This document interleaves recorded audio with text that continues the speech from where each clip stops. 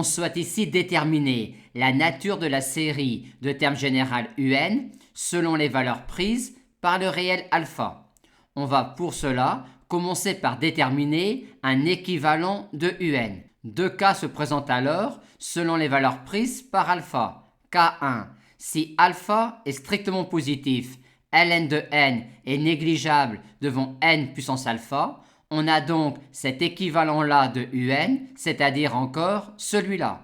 Par contre, si alpha est négatif ou nul, c'est n puissance alpha qui sera négligeable devant ln de n, et on aura donc cet équivalent-là de UN. Dans ce cas-là, l'équivalent de UN étant de signe constant, on est alors ramené à étudier la série de termes général 1 sur ln de n. Comme 1 sur ln de n, c'est 1 fois 1 sur ln de n, et que 1 sur n est négligeable devant 1, on aura également que 1 sur n est négligeable devant 1 sur ln de n. Et cette comparaison-là nous permet alors d'annoncer la divergence de la série de termes général 1 sur ln de n et par suite celle de la série de termes général UN. Par contre ici, l'équivalent n'étant pas de signe constant, on ne peut pas l'utiliser tel quel pour étudier la nature de la série de termes général UN. On peut par contre l'utiliser pour étudier la convergence absolue de la série. Deux cas se présentent alors. Si alpha est strictement plus grand que 1, la série converge absolument et donc converge. K2, si alpha est inférieur ou égal à 1, la série ne converge pas absolument et on ne peut donc rien dire sur la série de termes général UN. Dans ce cas-là, la simple connaissance d'un équivalent de UN ne nous permet donc pas de nous prononcer sur la nature de la série de termes général UN. Il va donc falloir mieux connaître UN et pour cela, on va effectuer un développement asymptotique de UN avec au moins deux termes.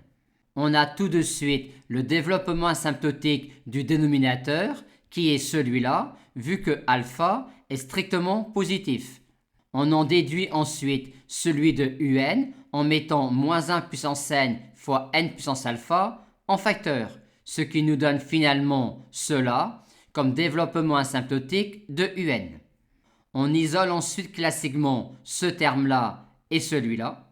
On a tout de suite la convergence de la série de termes général AN en vertu du critère spécial pour certaines séries alternées. Maintenant, concernant Bn, on a tout de suite un équivalent de Bn. Et comme l'équivalent de Bn est de signe constant, étudier la nature de la série de termes général Bn revient alors tout simplement à étudier la nature de cette série-là. Deux cas se présentent alors selon que 2 alpha est strictement plus grand que 1 ou inférieur ou égal à 1. Dans ce cas-là, on a un peu de place entre 2 alpha et 1 pour réussir à dominer notre terme général par le terme général d'une série de Riemann qui converge. Cette série-là converge donc alors. Maintenant, dans ce cas-là, rien qu'avec cette quantité-là, on avait le terme général d'une série qui diverge et on l'a multiplié par ln de n. On aura donc alors clairement divergence de la série, ce que l'on peut justifier en disant que 1 sur n est négligeable devant le terme général de notre série. Aussi, dans ce cas-là, si alpha est strictement plus grand que 1,5, la série de termes général Bn converge, et comme la série de termes général An convergeait également, on conclut à la convergence de la série de termes général Un. Par contre, quand alpha est strictement positif, mais inférieur ou égal à 1,5, la série de termes général Bn diverge, et comme la série de termes général An convergeait, il y a alors divergence de la série de termes général Un.